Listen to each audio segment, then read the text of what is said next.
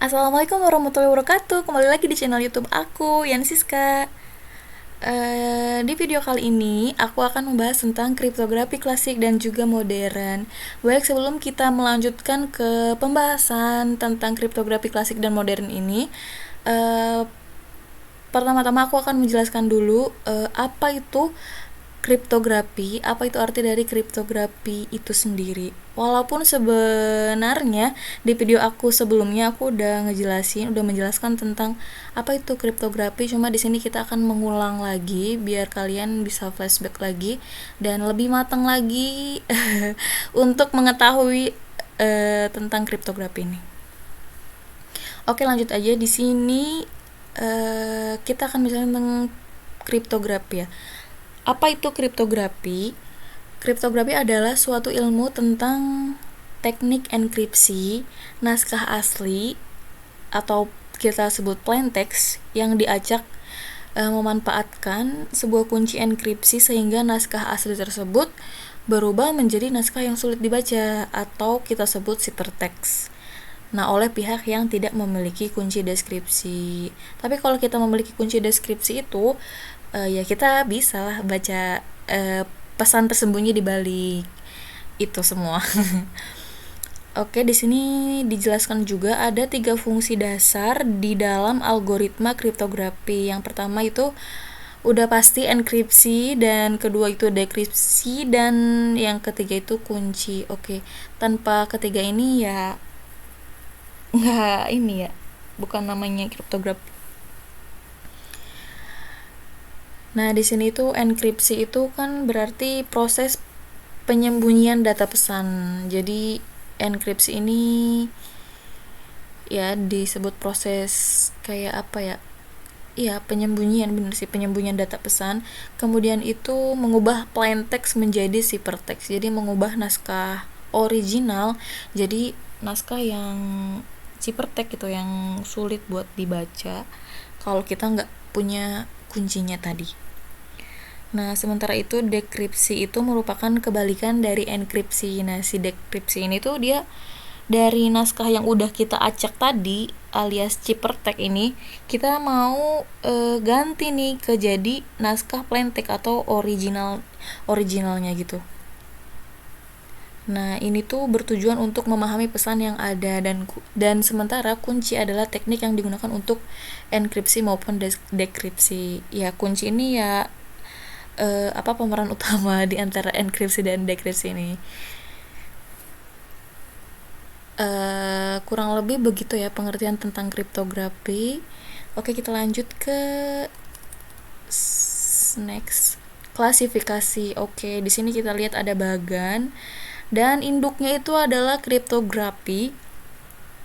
Sementara di situ ada di kriptografi sendiri ada simetriki kriptografi dan juga asimetriki kriptografi. Nah, di sini kita akan membahas simetriki kriptografi, yang mana di situ ada klasikal kriptografi dan juga modern kriptografi yang kita bahas di atas tadi yang sesuai judul kan ya, modern dan klasik dan modern. Oke. Nah, sementara itu di klasik kriptografi ada transposition chipper dan juga substitution chipper. Sementara itu di modern kriptografi ada stream chipper dan juga block chipper. Oke, langsung aja kita ke yang pertama, yaitu substitusi chipper atau simetris klasikal. Nah, di dalam chipper substitusi, setiap unit plain text diganti dengan satu unit ciphertext. Oke, kita pahami dulu di sini ya. Jadi setiap unit plain text, jadi setiap naskah originalnya itu diganti dengan satu unit ciphertext. Jadi setiap unit itu diganti. Nanti aku akan praktikin juga ya, kita kasih tahu gimana maksud dari pengertian tersebut. Nah, kita lanjut lagi, yaitu dengan mengganti. Nah, mengganti atau menyulih atau mensubstitusi lah setiap karakter dengan karakter lain dalam susunan abjad alfabet. Nah, dan Wegener chipper mungkin adalah contoh terbaik dari chipper klasik seperti itu. Nah, di sini ada contohnya ya, proses encrypt dari encrypt dan decrypt dari substitusi ini. Oke, kita langsung aja ke prakteknya ya. Aku tadi bilang kan mau jelasin gimana caranya itu mengganti kan, diganti setiap satu unit diganti sama satu unit si praktek lagi. Oke, kita langsung aja buka sampipinya guys.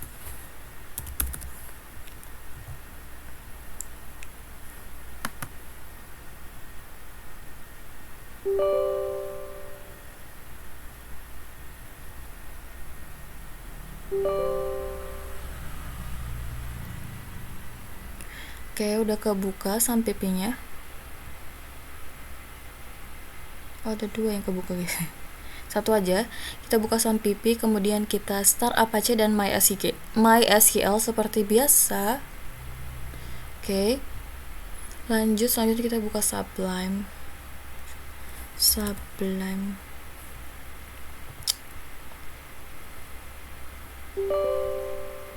Oke. Di sini aku pakai Sublime Text ya. Kalian bisa pakai Notepad atau Notepad++ sih buat nyimpen data, ngedit datanya PHP tuh bisa di Sublime, di Atom juga bisa ya. Oke, langsung aja kita tes dulu localhost-nya. Localhost, kalau misalnya dia muncul berarti dia oke, udah aktif ya localhost-nya. Sekarang aku udah taruh sebelumnya filenya itu di htdocs sampipi UTS ya, karena ini bagian dari UTS. Langsung aja kita tulisin UTS. Kalau kalian bingung kenapa ini kok bisa localhost /UTS dan lain sebagainya, kalian bisa lihat atau cek video aku yang sebelumnya. Aku udah jelasin juga gimana tuh caranya dari awal buat sampipi, install sampipi, dan nyimpen datanya itu di htdocs kayak gimana gitu. Ada di video aku sebelumnya, oke? Di sini aku langsung lanjut aja ya ke UTS itu. Kita klik enter. Nah, di sini emang ada beberapa bagian. Yang pertama itu kita lagi menjelaskan tentang substitusi, oke? Kita buka substitusi seperti contoh yang tadi di PowerPoint di PDF-nya ini. Contoh substitusi ini yang dia bilang. Nah, di sini ya. Di sini tuh kita ada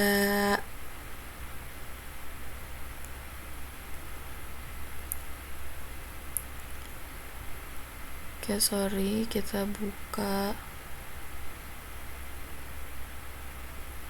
Nah, ini ada di substitusi ini ya. Oke. Kayak gini untuk codingannya. Kalian yang mau codingannya atau .txt.php-nya, kalian bisa DM aku aja atau email aku. Nanti aku langsung kasih filenya ke kalian, oke? Ini kayak gini. Outputnya nanti kayak gini. Nah, jadi di sini kita plain text dulu. Plain text ini adalah naskah asli atau naskah originalnya yang mau kita tulis kan. Yaitu di sini Departemen FSTI ISTN Jagakarsa. Nah, di sini tuh terhitung terhitung ada 30 karakter. Oke. Di sini terhitung 30 karakter. Nah, di sini passwordnya yaitu kita pakai 1 2 3 4 5. Nah, ini kan terhitung 5 karakter ya. Nah, untuk bisa memulai substitusi ini, pertama-tama kita buat dulu passwordnya ini. Buat passwordnya ini sama seperti karakter dari passwordnya ini buat sama kayak seperti dengan yang ini original teksnya.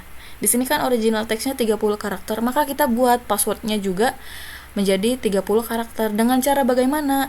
Dengan cara diulang-ulang kayak 1 2 3 4 5 1 2 3 4 5 sampai dia punya atau sampai dia memiliki 30 karakter gitu. Oke, langsung aja ke next. Nah, tadi yang aku bilang kenapa ini tuh apa namanya ganti satu unit plain text menjadi ciphertext ini satu unit. Jadi ini plain textnya satu unit.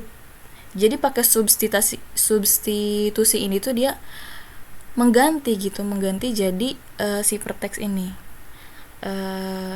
seperti itu. Oke, pasti kalian bertanya-tanya kan dapat di ini dari mana, satu ini dari mana, 68 dari mana, ini dari mana. Oke, aku akan jelaskan. Di ini kita ngambil D ini dari huruf pertama plain text ya. Nih, di sini ada Departemen FSTISN Jagakarsa. Nah, di sini kita ambil D-nya. Oke. Nah, kita masukin di sini sampai seterusnya sampai habis ya, sampai 30 karakter ini tuh terpenuhi. Oke, kayak gitu. Di sini tuh kalau di kriptografi tuh spasi pun itu dihitung satu karakter, oke. Nah, udah seperti ini. D-nya dari sini kan kita udah ketahui D-nya dari sini. Satunya dari mana? Satunya kita ambil dari password. Nah, makanya kenapa passwordnya harus disamakan 30 karakter? Karena nanti buat ngisi semuanya yang ada di sini. Ngisi huruf plain text-nya. Oke, langsung aja. Berarti nah D tambah 1 sama dengan 68 tambah 49.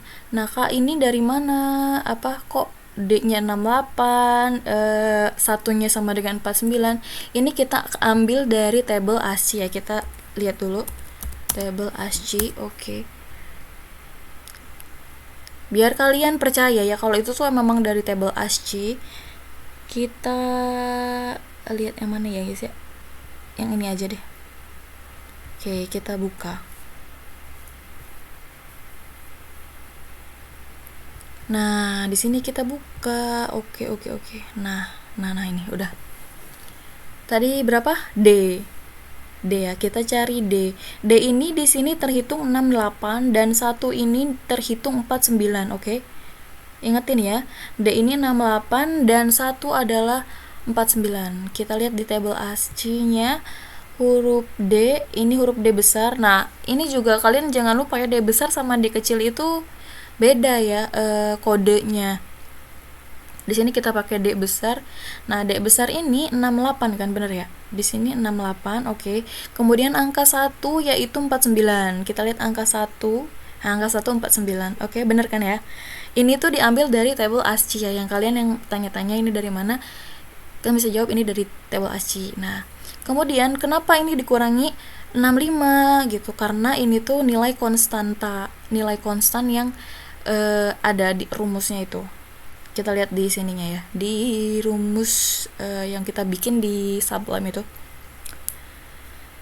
Mana ya? Kan di atas ya. Cheaper. Ini nih. Ini. Untuk mendapatkan itu, nah kita lihat ini P ditambah K dikurangi konstantanya ini. Konstantanya di sini ditulis 65 dan juga di sini P-nya apa? P-nya itu yaitu plain text dan Q-nya apa? Q-nya yaitu ya K-nya itu apa? K-nya kunci. Nah, di sini kan udah jelas juga ya, guys ya. Di mana? Aduh tadi. Di sini kan ya ininya plain text, bener kan? Ininya kuncinya dan ininya yang dari tabel ASCII. Kemudian ini adalah konstanta itu. Jadi dia nilainya konstan ya. Pokoknya nanti dekripsi juga pasti bakalan pakai ini ya, sampai seterusnya ke bawah itu.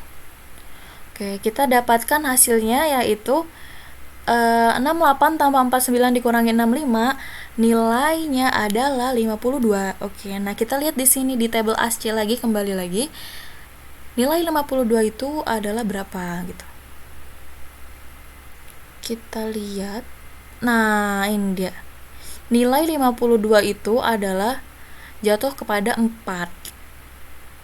Ya, berarti kan di sini bener kan 4. Oke, berarti dari situ kita udah tahu ya codingannya tuh benar gitu. Untuk membuktikan bahwa ini tuh bisa gitu.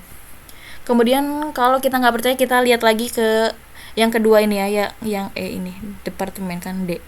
Oke, kita lihat E-nya ditambah 2. E-nya yaitu dari huruf kedua. Sementara itu 2-nya dari mana? 2-nya ngambil dari password angka kedua ini. Sama dengan 69 ditambah 50. Oke, kita lihat 69 tambah 50. Kita lihat tabel asingnya E dan 2. E besar yaitu 69, benar. Dan berapa nih? Dan 2 adalah 50. Nomor 2 adalah 50, benar kan? Di tabel asingnya juga. Oke, kemudian dikurangi 65 tadi yang udah ditulis di subline ini. Nah, hasilnya yaitu 54. 54 ini kita lihat lagi di tabel ASCII sama dengan berapa? Kok di sini?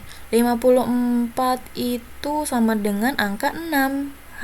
Dan hasilnya maka CyberText-nya jatuhnya untuk huruf I adalah angka 6 gitu. Jadi sama ke penjelasan yang sebelumnya ini, dia tuh dalam Cyber substitusi ini setiap unit plain text, jadi setiap unit plain text ini diganti jadi satu unit juga, satu unit CyberText seperti itu. Mungkin udah paham teman-teman semua? Kalau gitu, kalau udah paham kita lanjut ke dekripsinya ya, dekripnya. Dekripnya juga sama dia ya, ngebalikin yang tadi itu. Oh, cuma dia beda ini ya, beda apa? Yang tadi tuh I plus I dikurangi 65. Kalau dekrip itu berarti I min I dikurangi ditambah 65. I itu ibaratkan nilai ya. I itu ibaratkan nilai. Oke, kita lihat di sini ada juga dekripsinya. Ini dia dekripsinya, guys ya. Nah, bedanya itu sih. Kalau yang enkripsi itu I plus I min 65, sementara itu kalau dekrip itu I min I plus 65. I itu adalah nilai. I sama dengan nilai. Oke, kayak gitu. Dan kalau kita balikin lagi, sama aja ya seperti yang tadi di atas. Passwordnya juga dibikin 30 karakter sesuai dengan plain text yang ada.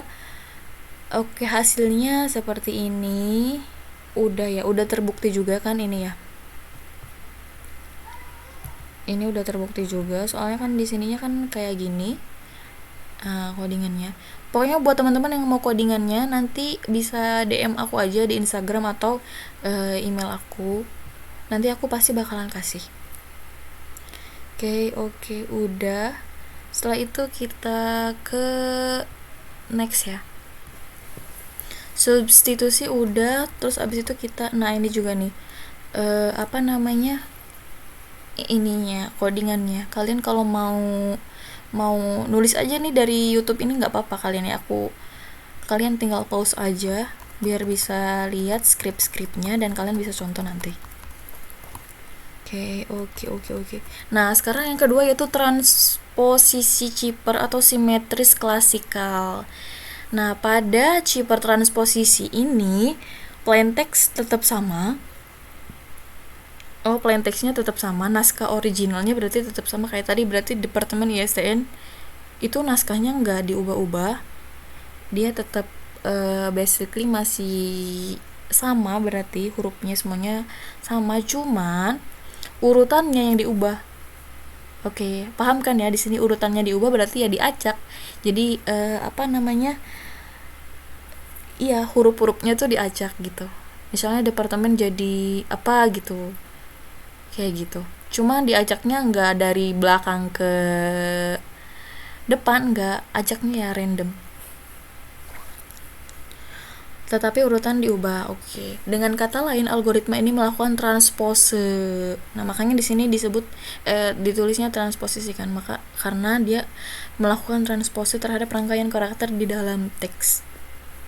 Nah, nama lain untuk metode ini adalah permutasi, karena transpose setiap karakter di dalam teks sama dengan permutasi karakter-karakter tersebut. Oke, langsung aja kita ke praktek. Kita buka yaitu yang transposisi. Kita buka transposisi. contoh transposisi.php. Nah, kayak gini guys ya. Dia itu oke, di sini tetap sama dia kan plain text ke-6. Jadi dia ngambil 6 huruf ya, 6 karakter di sini. 6 karakter. Nah, di sini aku bilang tadi kan spasi pun ini dihitung ya, kayak ini STI spasi IS itu 6 ya. 1 2 3 4 5 6. Oke, di sini ditulisnya 666. Cipernya nanti bakalan kayak gini, Desta EMTN. Nah, kan ini akan sulit dibaca kan karena ininya tuh diacak ya guys ya. Apa namanya, plain textnya itu diacak kayak gini, ditranspose, makanya dia jadi kayak gini. Nah, kayak gini, Desta EMT hasilnya ya, hasil dari enkripsi yaitu Desta EMT NKPJRRIS. Nah, kayak gini. Jadi ini kan benar-benar sulit dibaca juga kan. Beda sama yang tadi di awal substitution itu dia mengganti ya, dia mengganti semua semua plain text, tapi unit demi unit, karakter demi karakter dia ganti. Sementara kalau di transpose ini, dia di transposisi ini dia memang ngetranspose atau ngacak urutan aja, urutan plain textnya gitu, tapi dia tetap utuh plain textnya kayak gitu. Ini untuk kodenya, ini kalian yang mau nulis bisa di pause aja. Oke, aku scroll. Ini ada decrypt dan juga encryptnya juga udah include. Yang ketiga yaitu stream cryptography atau simetris modern. Nah, di sini tuh udah beda ya, yaitu mengenkripsi plain text menjadi ciphertext sama setiap bit per bit dengan bit kunci dinamakan bit keystream atau byte per byte. 1 byte setiap kali transformasi. Jadi bit kunci untuk enkripsi atau dekripsi disebut keystream. Keystream ini atau bit-bit kunci di XOR kan dengan bit-bit plaintext sehingga menghasilkan aliran bit-bit ciphertext. Di sisi penerima dibangkitkan keystream yang sama untuk mendekripsi aliran bit-bit ciphertext. Contohnya yaitu ini plaintextnya 11001010 bla bla bla diubah jadi ke keystreamnya yaitu 10001100 dan bla bla bla bla bla. Sementara itu hasilnya nanti outputnya ini ciphertextnya jadi kayak gini, tambahan ya, berarti ya ditambahin. Tapi 1 tambah 1 sama 0 di sini. Kayak gitu. Nah, untuk dekripsinya sebaliknya juga sama, cuman dia berarti dari keystream dulu, kemudian ke plain text dan akhirnya plain text jadinya sih. Nah, catatan contoh stream air atau stream kriptografi. Nah, RC4 membangkitkan kunci alir keystream dalam ukuran byte setiap kalinya yang kemudian di-XOR-kan dengan karakter plain text. Jadi, RC4 memproses data dalam ukuran byte, bukan dalam bit. Untuk membangkitkan kunci alir, shipper menggunakan status internal yang terdiri dari permutasi angka 0 sampai 255 di dalam larik S0, S1 sampai dengan S22. Oke. Permutasi merupakan fungsi dari kunci K dengan panjang variabel 2 buah pencacah indeks I dan J. Oke, di sini RC4 terdiri dari 2 subproses. Nah, yang pertama yaitu key scheduling algorithm atau KSA, yang kedua yaitu pseudo random generation algorithm yaitu PRGA. Langsung aja ke contohnya aja, contoh aplikasinya seperti apa untuk stream ya. Untuk stream ini ada decrypt dan encryptnya juga. Kita lihat di ini contoh stream ya, contoh stream. Oke, kita lihat ini hasilnya seperti ini, outputannya, passwordnya kayak gini. Nah, nanti outputnya kayak gini ya, lebih sulit dibaca daripada yang tadi itu, karena ini udah karakter yang ada juga yang nggak kebaca di PC ya. ini karakter yang kayak gini itu. Nah tapi pas di decrypt dia masih sama kayak gini, Departemen FSTI SN Jagakarsa. Oke, kita lihat di sini ya, gimana inputan dari stream ini. Kita lihat open file, kita lihat di ini CH stream. Oke, kalau kalian kepo, nah kayak gini.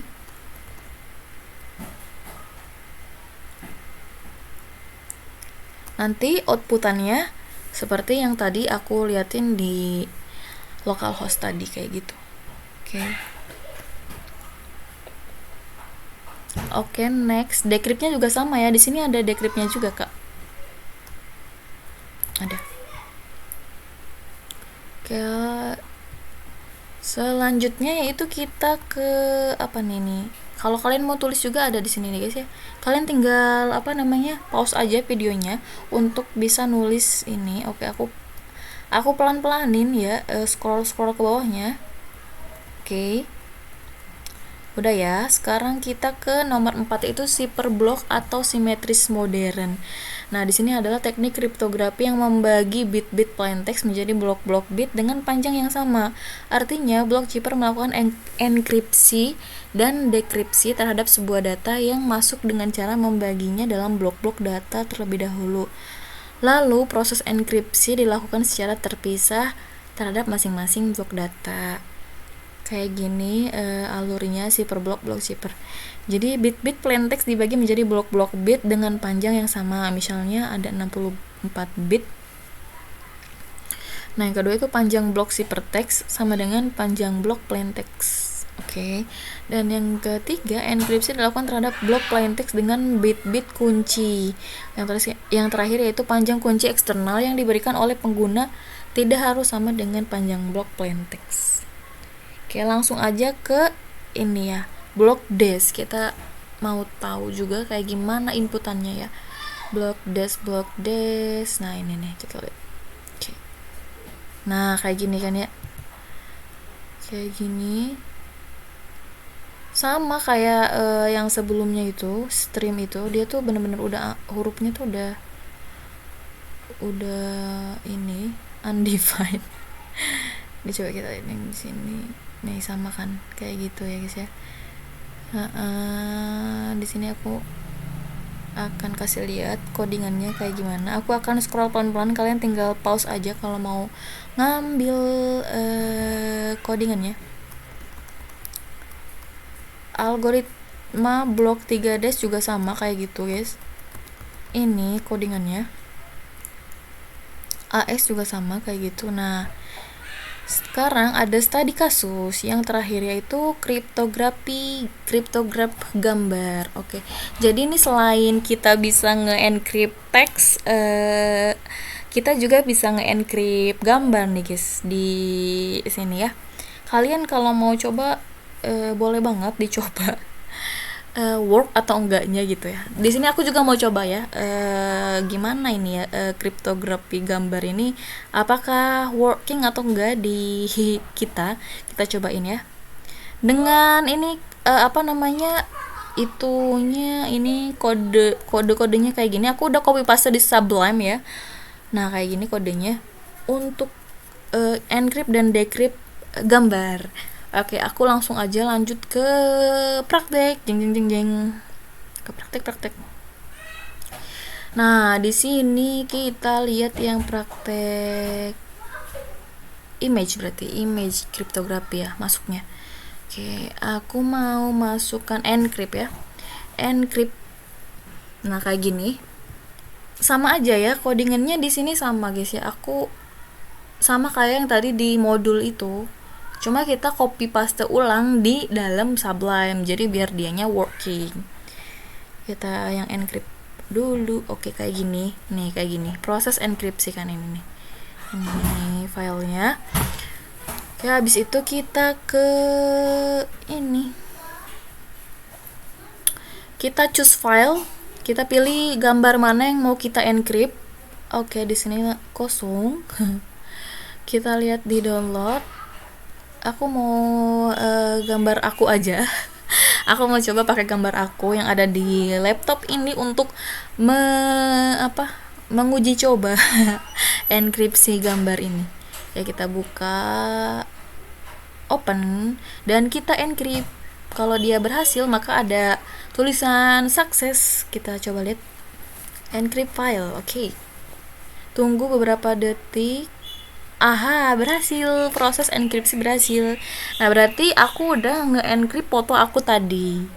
Nah, nama file yang diupload di ansiska.jpg, type filenya jpeg image, size-nya 98 KB, key-nya 12345678910, dan juga nama file hasil enkripsinya yaitu encrypt_yansis.jpg. Lokasi file ada di upload nanti. Waktu proses enkripsinya di sini kita membutuhkan waktu 4 detik. Oke, kita lihat di upload ya. Nanti outputnya kayak gimana ya kalau kita udah encrypt. Kalian pasti kepo juga kan, aku juga kepo sama. Nah, ini kan udah ada encrypt_yansiska. Kita lihat seperti apa. Oh, jadi kayak gini ya. Gambarnya memang bener-bener beda banget kayak gambar aku yang tadi itu. Dia bener-bener udah hilang gambarnya. Oh, ini jadi proses encrypt tuh kayak gini ya. Jadi gambarnya bener-bener kayak thumbnail gitu ya jatuhnya. Putih kecil doang. Oke, kalau kalian nggak percaya, kita buka sampipinya ya. Itu kan aku bukanya lewat localhost, kita buka lewat sini, lewat sampipi langsung ya, lewat ininya ke htdocs. Kita lihat di UTS, kemudian di contoh image kriptografi kita buka upload. Nah, ini encrypt_yansiska, dan jeng kita lihat di laptop kayak gimana. Oke, kayak gini. It appears that we don't support this file format. Jadi dia nggak support sama file formatnya. Padahal di situ udah jelas ya ada .jpeg juga, tapi tetap dia nggak disupport karena kita udah encrypt gambar tersebut. Jadi ya gambar tersebut nggak akan bisa dibaca kecuali ada orang yang punya kuncinya itu untuk bisa membuka gambar yang kita encrypt tadi. Oke, langsung aja kita langsung kita decrypt aja ya, biar seru ya. Kita decrypt. Kita encrypt udah kan, jadinya kayak titik putih gitu. Oh, kotak sih, kayak thumbnail gitu ya, kayak thumb jadinya. Thumb di HP tuh. Oke, kita decrypt. Decryptnya juga sama ya. Ada di ini, aku ngambil dari sini decryptnya juga. Dari mana? Dari modulnya, dari modul dosen pengampu aku. Nah, kayak gini. Oke, kita decrypt foto yang tadi udah kita encrypt. Nah, kita kesini. Oh, itu gambar. Kesini. Kita choose file. Kita pilih file yang mau di decrypt. Nah, di decrypt itu lokasinya yang di decrypt itu lokasinya ada di data C. Kok kesini ya guys ya? Aduh, di mana coy? Ini data C. Ini di data C, di sampipi htdocs, kemudian htdocs, kemudian UTS. Oke. Ada di sini file yang mau kita enkripsinya ada di upload. Nah, ini kan kita nggak bisa baca kan, tadi udah kita lihat juga di HP, di laptop juga nggak kebaca kan, katanya nggak support. Kita langsung pakai aja filenya yang ini. Kita mau tahu nih, karena kita udah punya kuncinya kan ini. Kita udah tahu nih, kita mau decrypt. Oke. Kita mau decrypt file ini. Coba kita lihat ya hasilnya kayak gimana. Decrypt file. Oke. Bismillahirrahmanirrahim. Kalau misalnya sukses, langsung ya, berarti ada proses decrypt berhasil. Berarti kita udah berhasil nih ngedecrypt Yansiska yang tadi foto aku tadi itu. Nah, dia udah, nama filenya yang diupload di Yansiska, dia tuh masih nyimpen juga nama file yang tadi kita upload di awal itu ya, di encrypt kan. Soalnya setelah di encrypt namanya jadi ganti kan, encrypt_Yansiska. Tapi dia di sini masih ngebaca nama asli dari gambarnya, nama original filenya ini. Betul. Terus key-nya segini, kuncinya. Terus habis itu nama file hasil decrypt underscore Yansiska. Oke, nama filenya namanya ini. Waktu proses decrypt yaitu kita membutuhkan waktu 3 detik atau 3 second. Kemudian kita kembali ke sini, kita mau lihat hasil dari decryptan kita tuh seperti apa, di upload. Nah kemudian ada nih decrypt underscore Yansiska, kita lihat. Oke, hasilnya sama ya ini. Enggak buram, enggak apa, maksudnya dari gambarnya overall sama ya, gambarnya sama, terus enggak ada bedanya sama original. Oke, kita buka yang original ya. Originalnya ada di data download, originalnya ada di download, kita lihat, kita bandingkan. Nah ini originalnya kayak gini, nah kita yang udah di decrypt juga kayak gini sih, kan kelihatan kan nggak ada bedanya sama sekali. Oke, kalau gitu nggak nih, kita jangan lihat lewat inilah, jangan lihat lewat apa, localhost, kita lihat langsung dari sampipinya. Oke, kita ke dat local disk C, kita ke sampipi, habis itu kita ke htdocs, dan juga kita buka di UTS di sini, dan juga di upload. Nah ini kan ada decrypt, kita lihat perbandingannya kayak gimana, sama kan ya, sama kayak. Nah ini tuh dua file yang berbeda kan, ini sama ini ada 3 kan. Encryptnya kita nggak bisa baca, sementara Yansiska asli foto aku kayak gini, dan yang udah di decrypt ya itu kayak gini, nggak ada bedanya guys ya. Berarti codingan tadi yaitu working di sini. Kalian boleh coba juga di rumah, siapa tahu yang mau coba-coba boleh aja. Dan untuk kalau kalian mau filenya atau source code-nya, kalian tinggal DM aku aja di Instagram, atau enggak kalian email aku aja, atau enggak di kolom komentar aja ya, kalian bilang, "Kak, bagi dong source code-nya," nanti aku kasih kamu. Oke, mungkin hanya itu yang dapat aku sampaikan. Kurang lebihnya aku mohon maaf kalau ada salah kata, salah perbuatan, salah semuanya aku mohon maaf. Terima kasih yang udah nonton channel YouTube aku, video aku kali ini. Semoga bermanfaat buat kalian semua. See you next video guys. Wassalamualaikum warahmatullahi wabarakatuh.